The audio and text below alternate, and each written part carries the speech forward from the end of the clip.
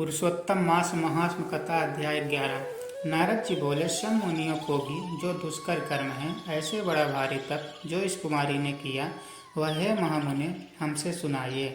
श्री नारायण बोले, अनंतर ऋषि कन्या ने भगवान शिव शांत पंचमुख सनातन महादेव को चिंतन करके परम दारुण तप आरंभ किया।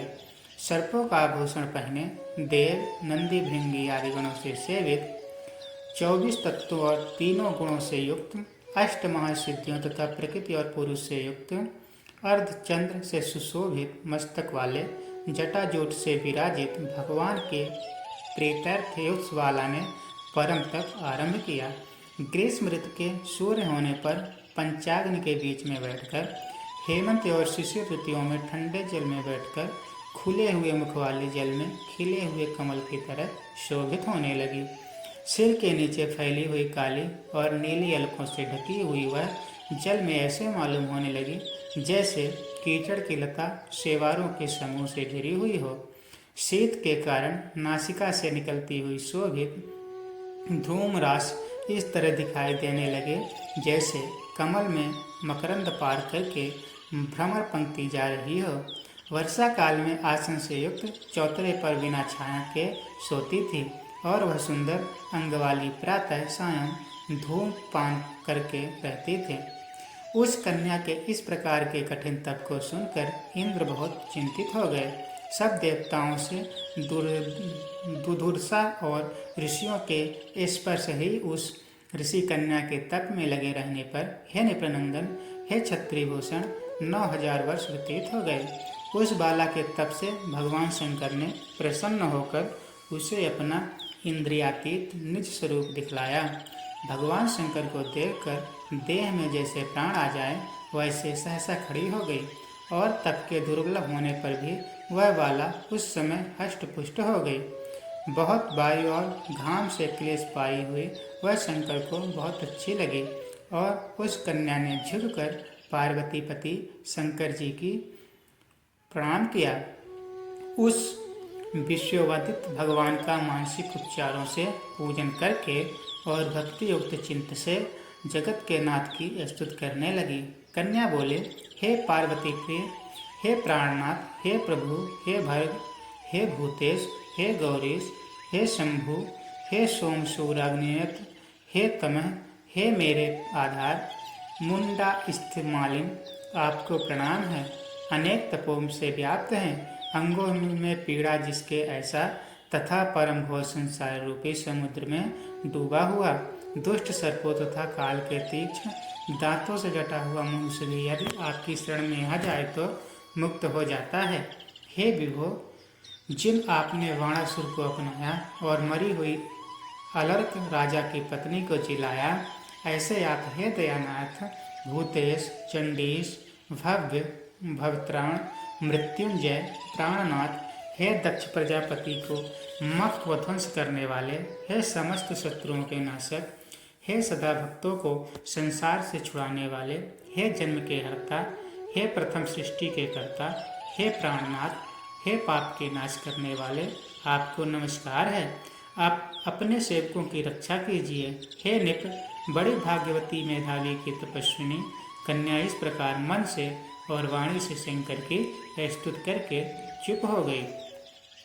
श्री कृष्ण बोले, कन्या द्वारा की हुई स्तुति सुनकर और उसके किए हुए उग्र तप से प्रसन्न मुख कमल सदाशिव कन्या से बोले, हे तपस्विनी, तेरा कल्याण हो। तेरे मन में जो अभीष्ट हो वह वर तू मांग। हे महाभागे, मैं प्रसन्न हूँ, तू खेद मत कर। ऐसा भगवान शंकर का वचन सुन वह कुमारी अत्यंत आनंद को प्राप्त हुई और हे राजन, प्रसन्न मुख सदाशिव से बोली। कन्या बोली, हे दीनानाथ, हे दया सिंधु, यदि आप मेरे ऊपर प्रसन्न हैं तो हे प्रभु, मेरी कामना पूर्ण करने में देर न करें। हे महामुनि, मुझे पति दीजिए, पति दीजिए, पति दीजिए, मैं पति चाहती हूँ, पति दीजिए।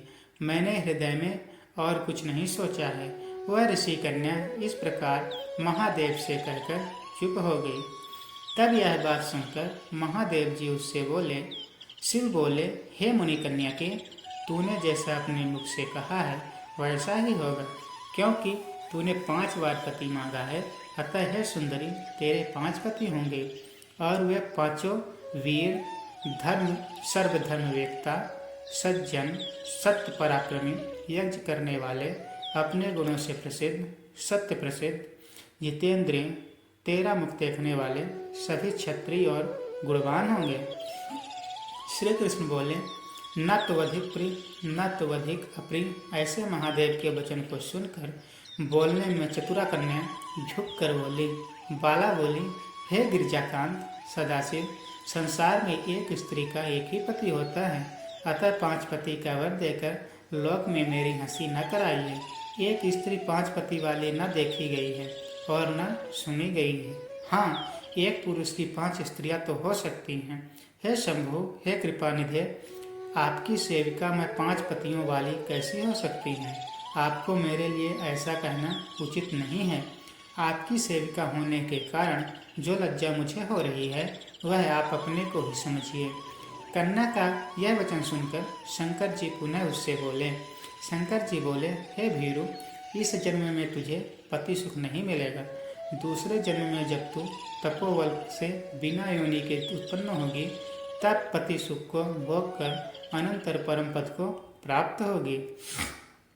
क्योंकि मेरे प्रिय मूर्ति दुर्वासा का तूने पहले अपमान किया है। हे शुभ्रु, वह दुर्वासा यदि क्रोध करे तो तीनों भुवनों को जला सकते हैं। सो तूने अभिमानवश ब्रह्म तेज का मर्दन किया है।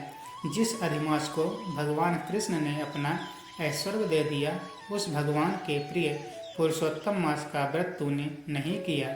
मैं ब्रह्मा आदि से लेकर सब देवता, नारद आदि से लेकर सब तपस्वी जिसकी आज्ञा सदा मानते चले आए हैं, हे बाले, उसकी आज्ञा का कौन उल्लंघन करता है?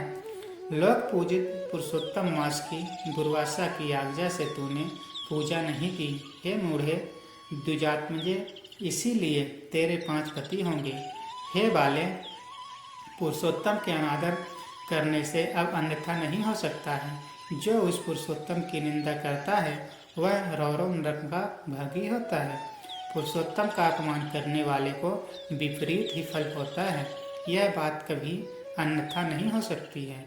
पुरुषोत्तम के जो भक्त हैं, वे पुत्र, पौत्र और धन वाले होते हैं, और वे इस लोक को तथा परलोक की सिद्धि को प्राप्त होते हैं, प्राप्त होंगे और प्राप्त हो रहे हैं। और हम सब देवता लोग भी पुरुषोत्तम की सेवा करने वाले हैं। जिस पुरुषोत्तम मास में व्रतादिक से पुरुषोत्तम शीघ्र प्रसन्न होते हैं, उस सेवा करने योग्य मास को हे सुमध्य में हम लोग कैसे न भजें? उचित और अनुचित विचार की चर्चा करने वाले अतएव अनुकरणीय जो मुनि हैं, उन अति उत्कृष्ट श्रेष्ठ तपस्वी पुरुषों का वचन कैसे मिथ्या हो सकता है? कहो। इस प्रकार कथन करते हुए भगवान नीलकंठ शीघ्र ही अंतर्ध्यान हो गए, और वह वाला यूथ से भ्रष्ट मृगी की तरह चकित सी हो गई। सूत जी बोले, हे मुनीश, रेखासदृश चंद्रमा से युक्त मस्तक वाले सदाशिव जब उत्तर दिशा के पथ चले गए, तब वृत्रासुर को मारकर जैसे इंद्र को चिंता हुई थी, उसी प्रकार मुनिराज की कन्या को चिंता बाधा करने लगी। इतसी बृहत्रार्धदीये पुरुषोत्तम मास महात्मने एकादशो अध्याय। बोलिए श्री वृंदावन बिहारी लाल की जय। जय श्री कृष्ण, जय श्री राधे।